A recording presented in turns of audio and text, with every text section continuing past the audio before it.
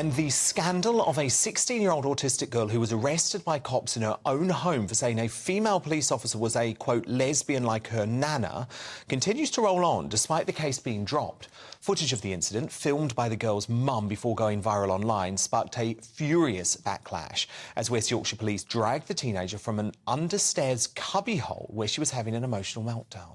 She hasn't done anything. She's autistic. I don't care. She's autistic. I know you're arrested. I'm telling you, I've got Eunice coming. She's going to be arrested tonight. She's not on the phone. Look what you're clenching your fist. Go away from my teenage daughter. What is up with you? There is something wrong with you, mate.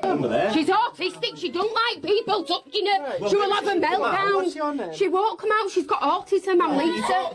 So she can come out. Really upsetting stuff. Among the outrage, spiked online writer Tom Slater wrote, "A police force that prioritises the hurt feelings of its officers over the well-being of a vulnerable young person has lost the moral plot." A review of the arrest by West Yorkshire's police professional standards watchdog is ongoing, but the girl's mother has now pledged to sue the force. So, Neil Oliver, what's your take on this? Was this the police going too far to protect the feelings of a lesbian officer? I mean, it's certainly backfired on them, hasn't it? Well, absolutely. Not so very long ago, Dan, the police service, and it was a service in this country like the fire service and the ambulance service. The police service existed, was there to look after the people, to keep people safe, to make them feel safe, and I suppose, to round up the baddies, so to speak.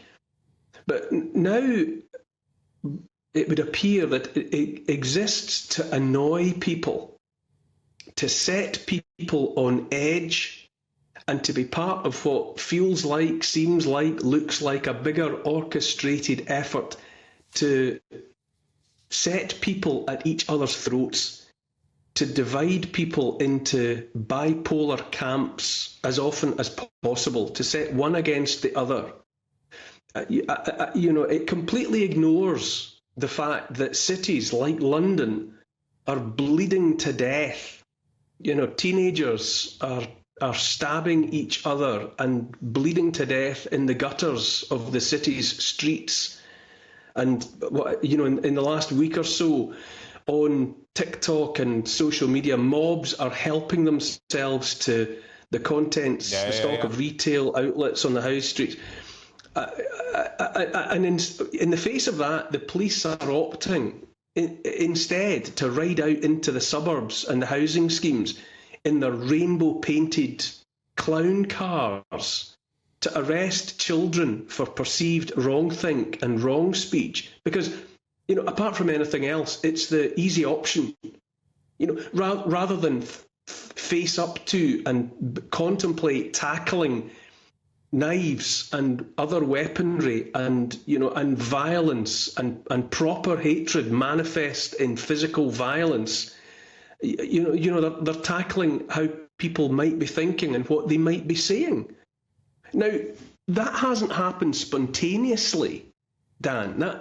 The police service, I would say, has been corrupted, and I don't know by what, but presumably it involves the way in which it now recruits and the way in which it now trains and indoctrinates its people, and more than anything else, on account of the individuals who are put in place as chief constables and the rest of the superiors. And it would appear that somewhere along the line a decision was taken, that a policy was adopted to ignore violent crime and burglary and rape and all the rest. It is political, Neil. It is political because I'm told, Tracy Braben, who's one of the mayors in the area, former Labour MPs, absolutely pushing this type of thing. But what was so shocking about this, Neil, is it was so obvious that the 16-year-old girl wasn't trying to be offensive.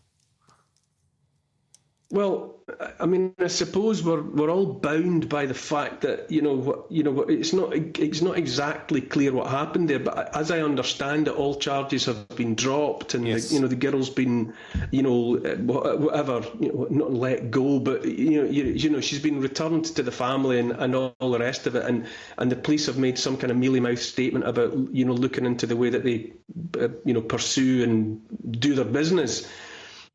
But what are they doing? What are they doing? Focusing, spending time going after people in their homes for as I understand it. I mean, well, as I know, when you make remarks like that in your home, from your home, no crime has been committed.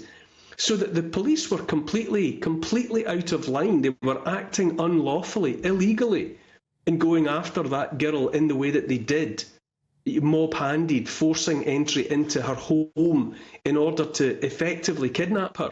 They were completely out of line, and they must have known it. And if they didn't know it, then some other egregious wrong is there. But the point is when you look at the wider picture, Dan, when you pull back from this. This is something else that just annoys people, irritates people, makes people, get at each other's throats. The police are demonstrably partisan now. They're myrmidons of the state. They're pushing a narrative and they're bullying other points of view into silence and invisibility.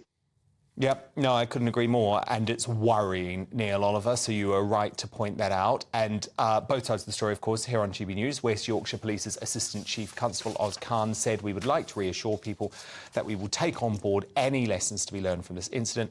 We do appreciate the understandable sensitivities around incidents involving young people and neurodiversity, and we are genuinely committed to developing how we respond to those often very challenging situations."